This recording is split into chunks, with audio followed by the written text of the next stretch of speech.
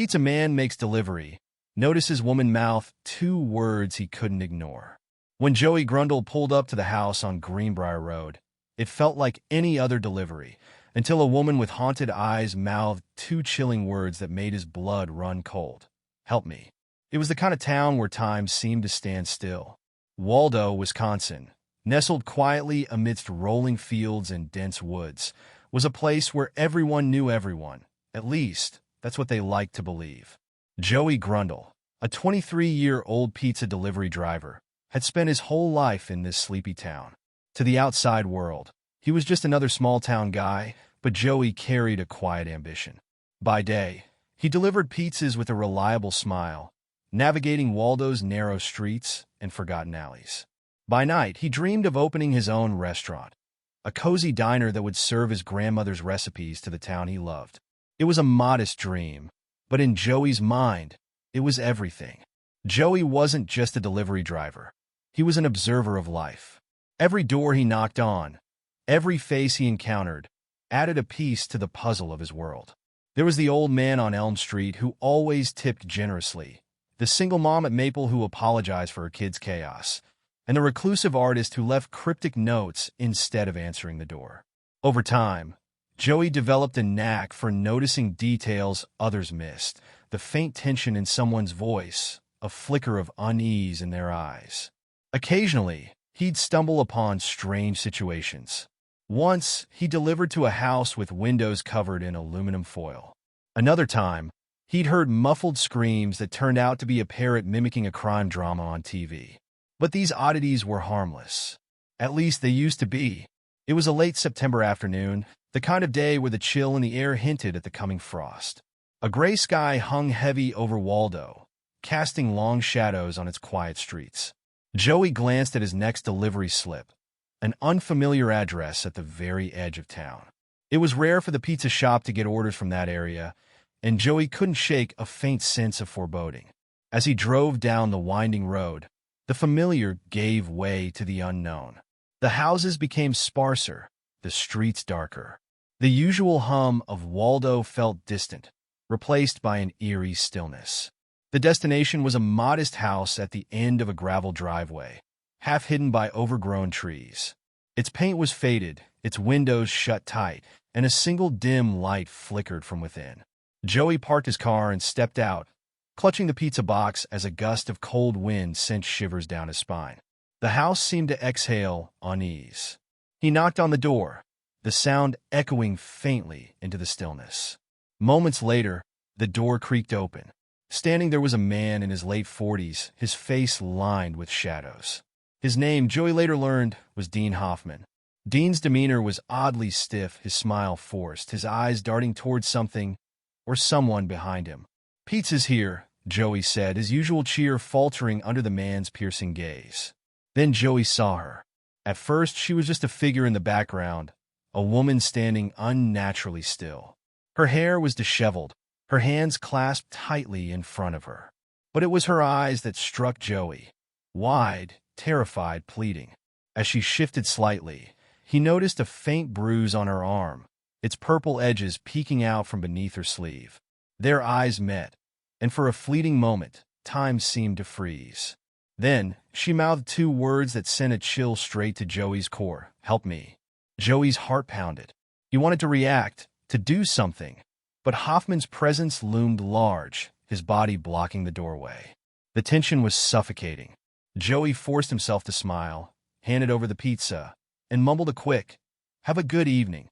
As he turned back to his car, he felt Hoffman's gaze burning into his back. His mind raced. What had he just walked into? What should he do next? The house disappeared in his rearview mirror, but the image of the woman and her silent plea stayed with him. Something was wrong, terribly wrong, and Joey knew he couldn't ignore it. Joey's hands gripped the steering wheel tighter than usual, his knuckles turning white. The streetlights flickered above as his heart pounded in his chest, each beat echoing in his ears like a drum. "Did I just see what I think I saw?" The words replayed over and over in his head. "Help me." 2 simple words, mouthed in silence. Yet they screamed louder than anything Joey had ever heard in his life. He tried to convince himself it could have been nothing. Maybe she was just playing a prank, or maybe he was reading too much into it. But deep down, a cold, sinking feeling whispered the truth. This was real. That woman was in danger. He had seen the bruise, the desperation in her eyes, and the way Hoffman's body had subtly blocked her from view. His instincts screamed at him to turn back, to confront the man, to do something. But what if he was wrong? What if he ended up making a fool of himself? Worse yet, what if Hoffman had a weapon? The last thing he wanted was to put that woman, or himself, in greater danger. No, he had to play it smart. He forced himself to breathe, to focus. Deliver the pizza. Get out. Call for help. Joey swallowed hard and turned the key in the ignition. The car rumbled to life, but his mind was still racing. He glanced once more at the rearview mirror, catching one last glimpse of the house as it faded into the night. Hoffman was still standing there, his figure looming in the doorway like a shadow that refused to disappear. As Joey drove away, he felt the weight of Hoffman's eyes following him. The man's figure shrank in the mirror, but the tension didn't leave Joey's chest. The silence inside the car was deafening, broken only by the rhythmic hum of the engine and his own ragged breathing. His palms were sweaty, his foot pressed lightly on the gas pedal, resisting the urge to speed away. Act normal. Don't draw attention, he told himself. Every red light felt like an eternity, every turn in the road a chance for Hoffman to suddenly appear in his rearview mirror. Joey couldn't shake the feeling that he was being watched, as if unseen eyes lingered in the dark corners of the town. A cold shiver ran down his spine. He pulled over at a small, dimly lit parking lot a few blocks away. With shaking hands, he reached for his phone and dialed 911. His fingers trembled as he pressed the call button. The line rang once, twice, before a calm but authoritative voice answered. 911. What's your emergency? Joey took a deep breath, trying to steady his voice. My name's Joey Grundle. I'm a pizza delivery driver. I just made a delivery to a house on Greenbriar Road, and I think something's wrong. The dispatcher's voice remained calm. Can you tell me what you saw? There was a woman there. She had a bruise on her arm. She mouthed, "Help me," to me when the guy wasn't looking. I didn't want to react, but it didn't feel right. Something's wrong. Please, can you send someone? His voice cracked slightly on the last words. The dispatcher remained professional, asking for more details. The house description, the man's appearance, Joey's location. He answered everything as best as he could, his pulse still racing. Stay on the line with me, Joey. Officers are on their way. Joey nodded, even though she couldn't see him. Okay, please hurry. Minutes later, flashing blue and red lights cut through the quiet streets of Waldo, bathing the darkened houses in an eerie glow. 2 squad cars pulled up in front of the house, and Joey watched from a distance, his heart pounding. The officers stepped out cautiously, their hands resting on their holsters as they approached the door. Hoffman answered almost immediately, his face a mask of calm that didn't quite reach his eyes. "Evening, officers. Can I help you?" he asked, his voice steady but with an undercurrent of tension. "We received a welfare check call regarding someone in your home," one officer said, his gaze sharp and unwavering. Hoffman chuckled, though it sounded forced. "A welfare check? That's ridiculous. It's just me here tonight." Joey could see the officers exchange a glance, unconvinced. "Sir, do you mind if we take a look inside?" the officer pressed, stepping closer. But Hoffman didn't budge. He stood firm, blocking the entrance with his body. "Look, I don't know who called, but you're wasting your time." Then it happened. A voice, trembling and desperate, cut through the night from inside the house. "Help me, please." The officers didn't hesitate. They pushed past Hoffman and rushed inside, the sound of their boots echoing through the hallway. Joey felt his chest tighten as he watched, frozen in his spot. Moments later, they emerged, half carrying a woman whose face was streaked with tears, her hands trembling as she clutched onto the officer's sleeve. Hoffman was slammed against the wall, cuffed and shoved into the back of the police car. His expression remained eerily blank, but his eyes were dark with something Joey couldn't quite place. Joey exhaled, finally allowing himself to breathe. Inside the squad car, the woman sobbed into a warm blanket, her voice shaky as she recounted what had happened. "He broke in this morning," she whispered, her voice barely audible. "I thought it was over. He tied me up, said I wasn't leaving." Her hands shook as she spoke, tears spilling down her bruised cheeks. "I tried screaming, but no one heard me. I thought I'd die in there." Joey stood nearby, feeling the weight of her words settle deep within him. If he hadn't noticed, if he had dismissed it as nothing, she might not have lived to see another day. The officer turned to Joey, his expression softening. "You did good, kid. You might have just saved her life." Joey swallowed hard, nodding, the reality of it all crashing over him like a wave. He had come here to deliver a pizza, nothing more. But now everything had changed. As he watched the woman being driven away to safety, Joey realized something profound. Sometimes, being in the right place at the right time wasn't just luck, it was a call to action. And tonight he had answered it. The arrest. The fall of Dean Hoffman. The night air was thick with tension as the officers dragged Dean Hoffman out of the house, his hands tightly cuffed behind his back. His once cocky demeanor had melted away, replaced by a look of dull resignation. There was no fight left in him. He didn't shout, didn't struggle, just stared at the ground, his jaw clenched. The street, once eerily silent, had begun to stir. Neighbors peeked through their curtains. Porch lights flickered on one by one. A few braver souls stepped out onto their driveways, their faces a mixture of confusion and quiet horror. Whispers traveled through the air like wildfire. "That's the guy from down the street, right? I always thought he was a bit off. Did you see the police rush in? Must have been something serious." A mother pulled her child closer, shielding them from the flashing lights and the weight of what was happening.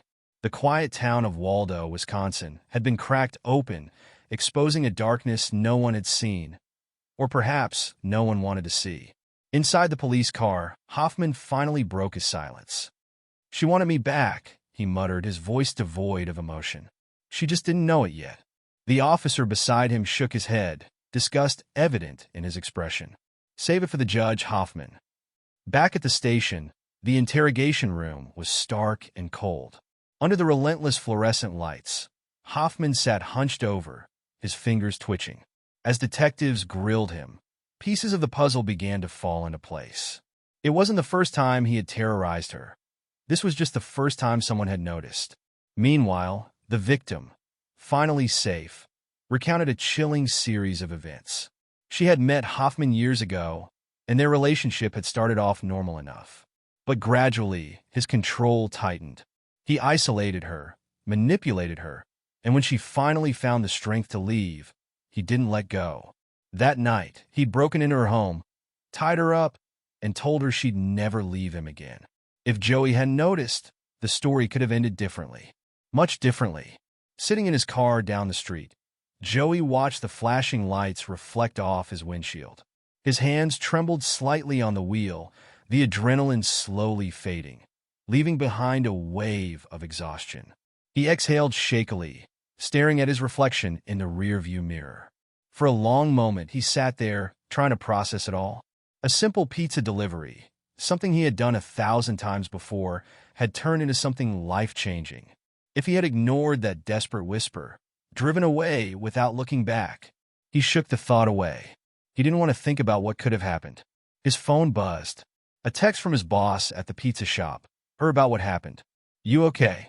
Joey let out a breathless chuckle. Okay? He wasn't sure, but he was relieved. And maybe, just maybe proud. He glanced back at the house, now swarming with officers and flashing lights, and whispered to himself, "I did the right thing." The next day, the story broke. Local news stations picked it up first, their headlines dramatic. Pizza delivery driver saves woman from hostage situation. Silent plea answered. How a routine delivery turned into a rescue mission. Soon enough, national media followed. Joey's phone buzzed nonstop with reporters wanting interviews, neighbors sending messages of praise, and even complete strangers reaching out to thank him. The small-town guy who just wanted to make an honest living had suddenly become a hero. The police department held a brief press conference, and one of the officers who had responded to the call took the podium. If not for Joey's quick thinking and bravery, we might have been looking at a very different outcome today. His actions saved a life, and for that we thank him. Joey, standing awkwardly to the side, gave a small, humble wave. He wasn't used to the attention, and part of him wanted to slip back into the shadows, but deep down, he knew this mattered. For the woman Joey had saved, life would never be the same. But this time it would change for the better. She was receiving the help she needed, both physically and emotionally. Trauma left scars, but the knowledge that someone had cared enough to act gave her hope. She sent Joey a letter, handwritten and heartfelt. You didn't have to do what you did, but you did. And because of that, I'm alive. Thank you. The words stayed with Joey, etched into his mind like a reminder of how fragile life could be. Dean Hoffman was charged with multiple felonies, including kidnapping, assault, and breaking and entering.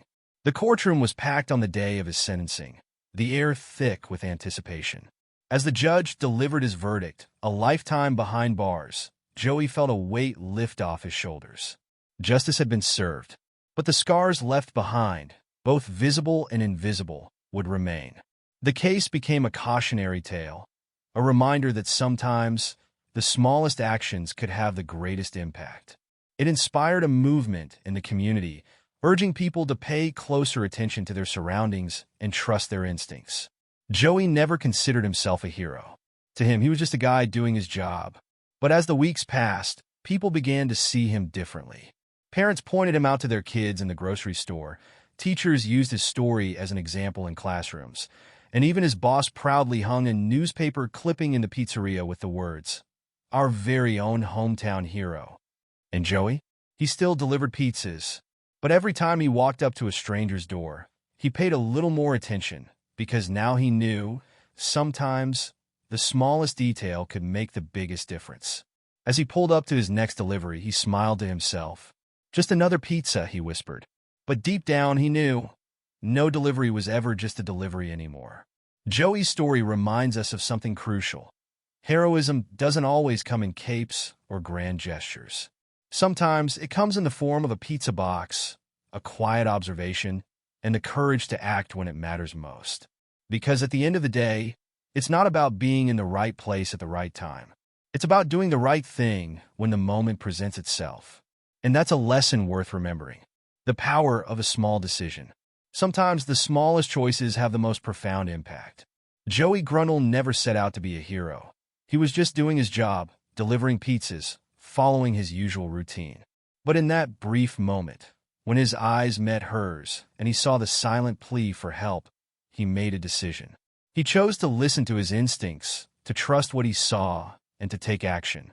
This story serves as a stark reminder that vigilance and compassion can change lives. We often pass through life without noticing the struggles hidden behind closed doors, the quiet cries for help that go unheard. But Joey's story reminds us that being attentive, listening to our gut feeling, and acting on it can mean the difference between life and death. In a world that often feels disconnected, where people rush through their daily routines with their eyes glued to their phones, Joey's story is a wake-up call. It asks us all to be more aware, more compassionate, and more willing to take action. You never know when your smallest action could be someone else's lifeline. Joey's story is a powerful reminder that even the smallest actions can lead to life-changing outcomes. In a world where it's easy to overlook subtle signs of distress, his story urges us to pay closer attention, to trust our instincts and act when something feels off. It's proof that courage isn't always about grand, heroic gestures. Sometimes it's about making a simple decision to speak up, to care, and to take action. Whether it's a whispered plea or a quiet call for help, being attentive to those around us can be the difference between despair and hope, danger and rescue. Beyond Joey's quick thinking lies a broader lesson for us all. Domestic violence often hides in plain sight, masked by silence and fear. This story challenges us to become more than passive bystanders. It calls us to be vigilant, compassionate, and proactive in supporting those who may be suffering in silence. By recognizing the warning signs and knowing when to step in, we can create safer communities where no call for help goes unanswered. In the end, Joey's actions show us that heroism isn't defined by who we are, but by what we choose to do in the moments that matter most.